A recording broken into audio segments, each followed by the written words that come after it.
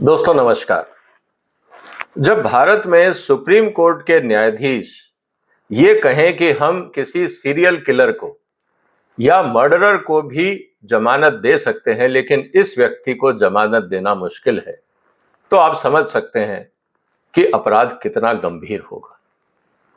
ये बात किसी और की नहीं है दोस्तों, ये बात है दिल्ली के मुख्यमंत्री अरविंद केजरीवाल के खास व्यक्ति के बारे में। और वो व्यक्ति जिसने भारत की संसद में एक महिला सांसद जब चीफ मिनिस्टर के घर गई तो उसके साथ मारपीट करी। मैं बात कर रहा हूं स्वाति मालीवाल केस को लेकर। जिस तरह की सुप्रीम कोर्ट ने टिप्पणियां करी, इससे तो ये पता लगता है कि शायद केजरीवाल कोई गैंग चला रहे हैं या गुंडों के साथ बैठकर किसी तरह का षड्यंत्र कर रहे हैं ताकि किसी भी रूप में सत्ता बची रहे। ये बहुत ही चिंतनीय और निंदनीय घटना है। दोस्तों, सवाल आपको पता है कि इस समय वैभव और केजरीवाल दोनों जेल में हैं और दोनों इस बात के लिए पूरा प्रयास कर रहे हैं कि किसी भी तरीके से उनको जमानत मिल जाए। लेकिन जिस तरह से उनके कांड सामने आ रहे हैं, जिस तरह से पुलिस और सीबीआई की तफ्तीश सामने आ रही है, इससे लगता है कि उनके आने वाले दिन और मुश्किल भरे हो सकते हैं। आज जो हम चर्चा कर रहे हैं वो वैभव कुमार को लेकर जिस तरह से सुप्रीम कोर्ट ने टिप्पणी करी है, वो वास्तव में ये बताती है कि केजरीवाल का काम करने का तरीका क्या है। क्योंकि कोई भी व्यक्ति अगर किसी पावरफुल मंत्री या व्यक्ति के आसपास घूमता है या मंडराता है, तो वो इसलिए मंडराता है क्योंकि उससे उसको ताकत मिलती है। दोस्तों, आपने भी समाज में देखा होगा कि बहुत सारे आपके दोस्त, आपके जानकार, आपके आसपास के लोग अपने आप को किसी पावरफुल व्यक्ति के साथ जोड़ के दिखाने का प्रयास करते हैं। ये एक ह्यूमन साइकोलॉजी है, क्योंकि जब आप में खुद में दम नहीं होता है तो आप किसी के सहारे, किसी की बैसाखी का इस्तेमाल करके अपने आप को बड़ा या इंपॉर्टेंट या पावरफुल दिखाने की प्रयास करते हैं। आपने बहुत सारे लोगों को कहा होगा, मैं उस मंत्री को जानता हूं, मैं उस कलेक्टर को जानता हूं, मैं एसपी को जानता हूं, मैं किसी भी पावरफुल व्यक्ति को जानता हूं, किसी इंडस्ट्रियलिस्ट को जानता हूं। आपने इस तरह से बहुत सारे लोगों को ये कहते सुना होगा। और ये चीज आपको बहुत क्लियरली दिखेगी जब आप सोशल मीडिया पे देखते हैं। बहुत सारे लोग अपने आसपास, जो चाहे वो कुछ भी ना हो, चाहे वो किसी काम से ना गए हों, अगर वो कहीं पे पब्लिक में, सोशल गैदरिंग में अगर किसी वीआईपी के साथ फोटो भी खिंचवाते हैं तो अपने सोशल मीडिया पे पोस्ट करते हैं। ये एक तरीका होता है अपना इन्फ्लुएंस बढ़ाने का, और ये समाज में हर लेवल पे होता है। लेकिन अगर आप किसी काम से गए हैं और आप उनके साथ मीटिंग में या मीटिंग से पहले या बाद में फोटो लगाते हैं, तो एक लॉजिक है कि भाई एक मीटिंग रही, सक्सेसफुल रही, आप उसको सेलिब्रेट करना चाहते हैं, कम्युनिकेट करना चाहते हैं, ये बहुत अच्छी बात है। लेकिन वैभव कुमार के मामले में जो सुप्रीम कोर्ट ने कहा वो बहुत ही चिंतनीय है, और इससे ये पता लगता है कि केजरीवाल और केजरीवाल के आसपास के जो लोग हैं वो क्या सोचते हैं। इस पे ही आज हम चर्चा करेंगे और ये विश्लेषण करने का प्रयास करेंगे कि क्या वैभव कुमार अकेला इंसान है या और भी कई लोग हैं जो केजरीवाल के आसपास मंडराते रहे, और शायद यही कारण है कि केजरीवाल इतने गलत काम कर चुके अभी तक कि उनका कहीं ना कहीं किसी ना किसी केस में फंसना तय है। इसलिए इस वीडियो को आप शेयर कर सकते हैं, इस चैनल को सब्सक्राइब कर लीजिए अगर अभी तक नहीं किया है। दोस्तों, सबसे बड़ी बात यह है कि केजरीवाल एक मुख्यमंत्री के पद पर आसीन, और आपको पता है कि चीफ मिनिस्टर का पद किसी भी राज्य में सबसे पावरफुल होता है। बहुत सारे लोग चाहेंगे केजरीवाल के आसपास घूमना। उसके कारण बहुत क्लियर है। या तो उनको वहां से कोई सत्ता का संरक्षण मिलता है जिससे वो अपने कामों को आगे बढ़ा सके, या उनको कोई आर्थिक लाभ होता होगा जिसके कारण वो दिखा के, धमका के पैसे की उगाही कर सके, या कुछ ऐसे काम जो नॉर्मल प्रोसीजर से नहीं हो सकते उनको जल्दी करवा के और रिश्वत लेके, जिसको स्पीड मनी बोलते हैं, वो भी उसका इस्तेमाल भी अपने भ्रष्टाचार के कामों में कर सकते हैं। लेकिन वैभव कुमार का जो मुद्दा है वो बड़ा विचित्र है। जब स्वाति मालीवाल केजरीवाल से उन घर मिलने उनके गई तो उनके घर में उसके साथ पिटाई कर दी गई, और वो की केजरीवाल के खास आदमी वैभव कुमार। सुप्रीम कोर्ट का सवाल इतना था कि वैभव कुमार कौन है? क्या वो किसी ऑफिशियल पोजीशन पे है? क्या वो केजरीवाल के किसी पीएस है, कोई अधिकारी है? कौन है वैभव कुमार?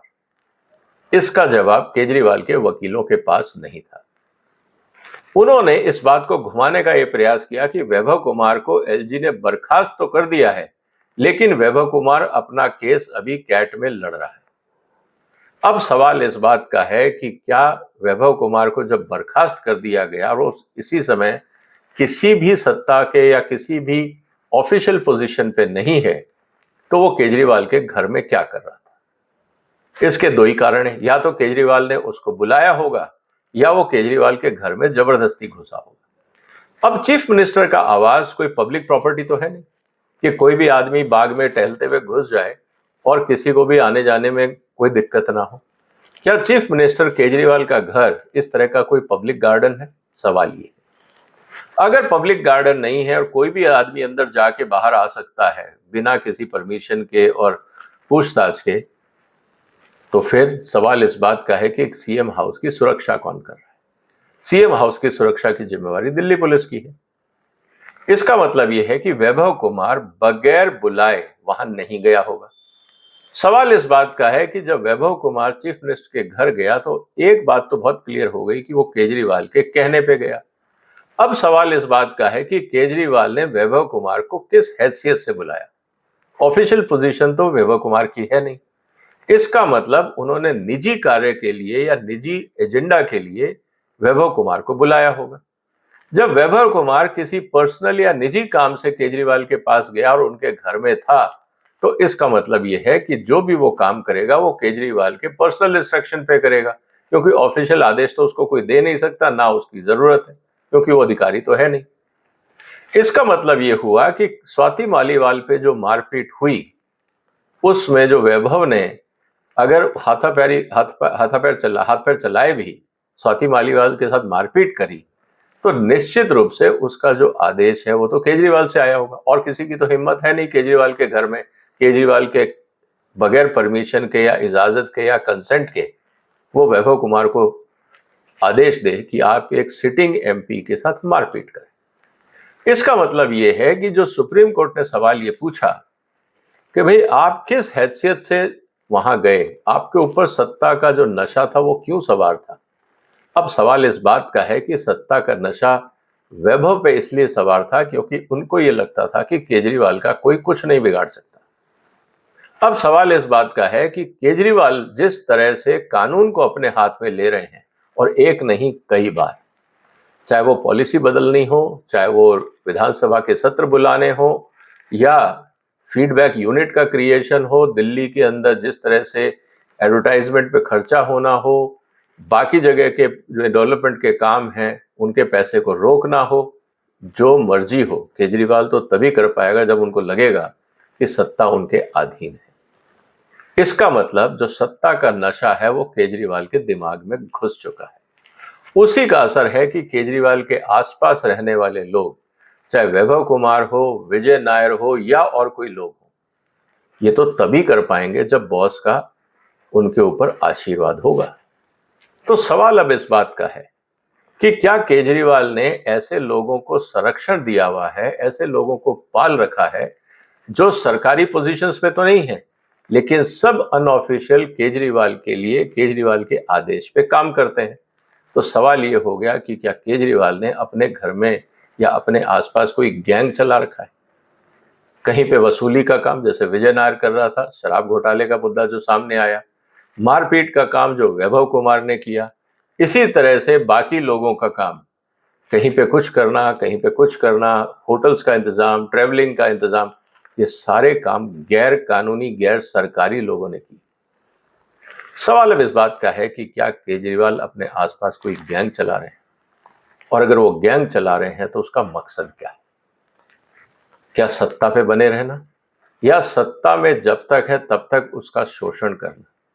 ये गंभीर मुद्दा है। इसीलिए सुप्रीम कोर्ट का यह कहना है कि आप कुछ भी कहें लेकिन हम इस बात को मानने को तैयार नहीं हैं।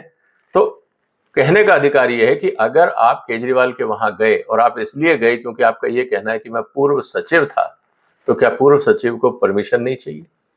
अगर पूर्व सचिव को परमिशन नहीं चाहिए तो मेंबर ऑफ पार्लियामेंट को परमिशन चाहिए। मेंबर ऑफ पार्लियामेंट को अगर परमिशन चाहिए तो पूर्व सचिव उनके साथ बदतमीजी किस आधार पे कर सकते हैं?